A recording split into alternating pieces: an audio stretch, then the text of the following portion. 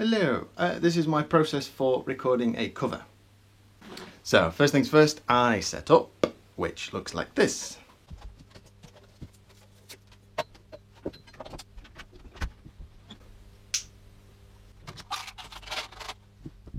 That's about it. I have my GoPro in a little jobber thingy on my stool and a light. And then I open up Pro Tools. I open up my cover session. And there we go. So track-wise, if you can see these, I have one track for the songs that I'm playing along to. I have my guitar track and another guitar track if I'm doing two guitar parts. And then I have my amp, which is I have that running DI into channel 3 on my Sapphire Pro, and I go into Guitar Rig with this, which I have set up on Control Room Pro, and at the minute I'm using the 4x12 Gratifier with an SM57, or sometimes I go for that one, which is the 160, but generally it's the SM57 in the middle of the cone, because that gives a nice Dance Gavin Dancey sound. That's part of the tone. If you find the right cab and the right mic, you can get a good sound on it. Okay, and then from there I bust that out to guitar 1, so that's my amp input bus, and there we go. So I can play my guitar through there and I can hear what I'm playing, and then I can record it on there at the same time, so that's good. So right now I am doing in fact no, it's not in iTunes. Why am I doing that?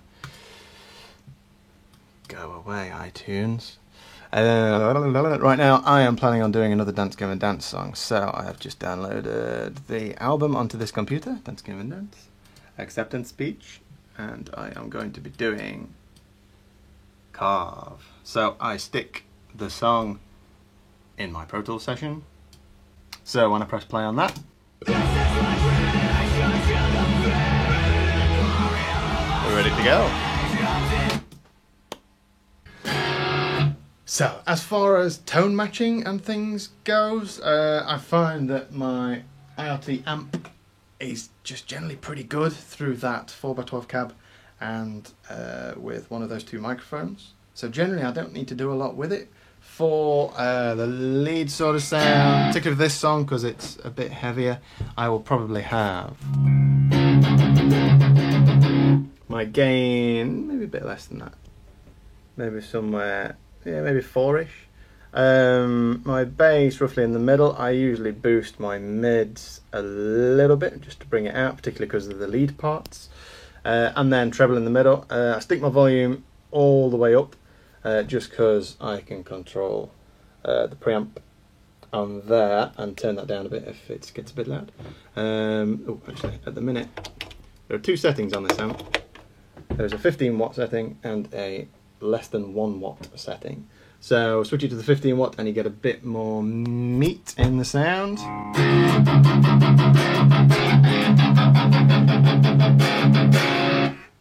Like that. Which will definitely work well for this song. So if we listen to the tone,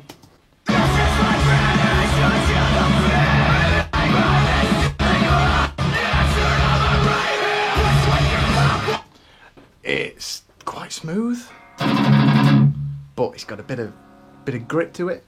But generally I think that sort of sound should work quite well. So we will see. Generally practically no reverb, maybe a tiny bit, just so you can bring it out a bit. There is just a tone knob on my amp, which I have generally on +1, just because it brings a little bit of the top end out a little bit. Okay, and then to get a click for the start of the track, I pretty much guess at the tempo. So we'll see what this one sounds like and see how close I am, and then I'll just adjust it. So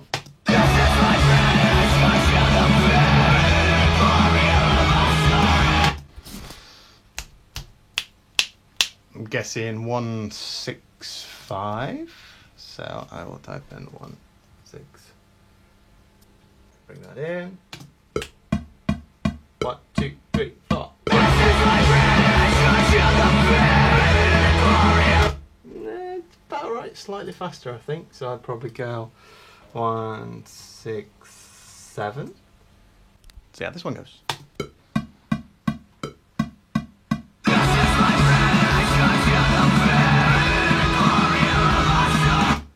Still slightly slow. 169. See how that goes.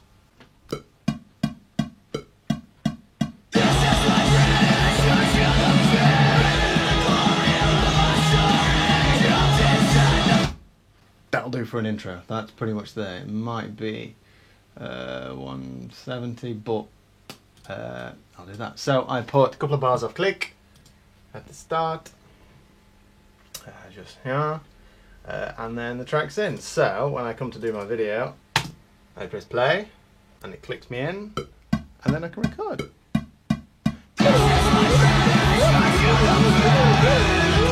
With all the twiddly randomness that's at the start of this song, which I've kind of worked out, but I just need to practice for a bit. So that's what I'm going to do now.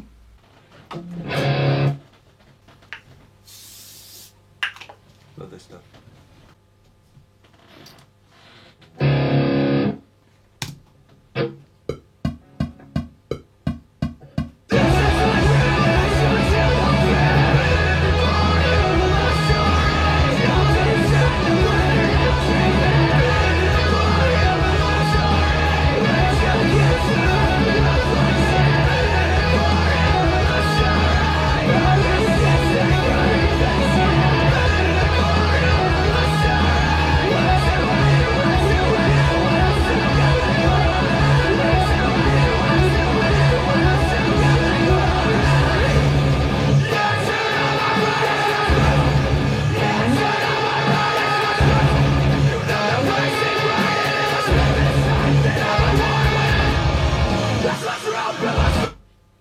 And so on and so forth. So I practice until I'm happy with it. I'm not really happy with that yet, so I'll have another bit of time, and then I'll set up and record the cover, and then I bounce it down and edit it and things, which I'll show you shortly.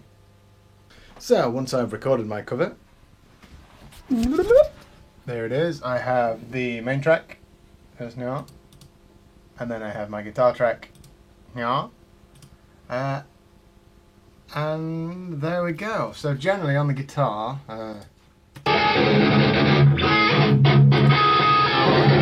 stop that. I will add a gate so that on some of these bits,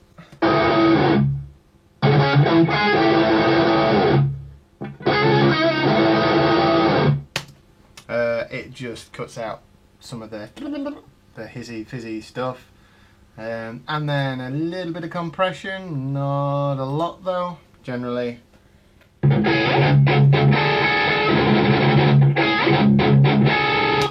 Just to calm down those little high bits.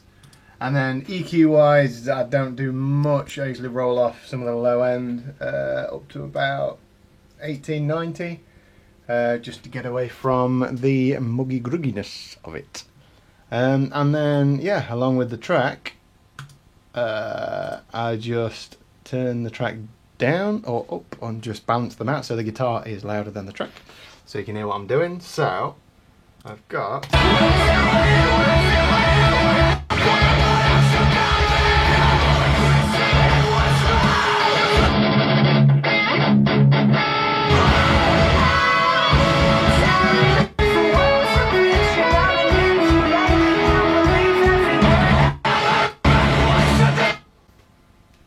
and there we go, and then I save and bounce it down, calf cover, and there we go, save, and then that bounces down.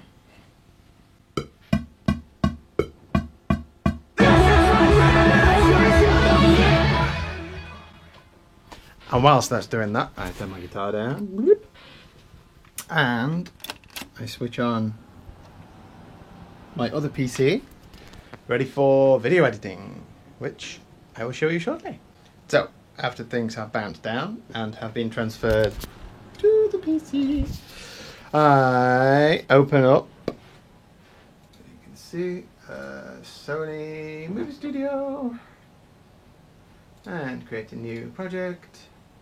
That's not it. Where's the video? That one? That one? Go where you? And I import the audio and the video. I put the video on one track, and there we go. So that is the video.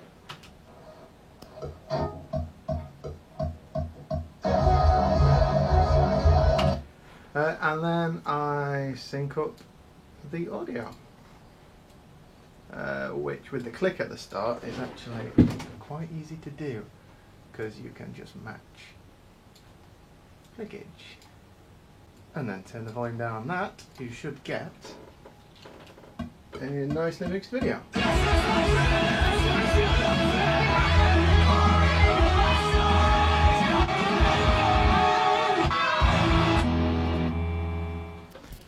And there we go. That's all there is to it, really. And then I add my title, blah blah blah, Dance Cover Dance Carve, cover by Mike Smith, and subscribe at the end, and then render it, and then upload it, and that's it. That's my process, start to finish. That's about as in-depth as I can get. This one was quite straightforward because I've just got the track and then one take of the guitar, and that's it. Other ones, like my Plini one, various layers and things like that, so I'll have like one take for the clean guitar, and then another take for the main guitar, and another take for the lead guitar, and then I'll have 3 tracks on Sony Vegas, and then I'll just blend them together and things. But yeah, it's quite a straightforward process, no real complicatedness to it at all. So there you go.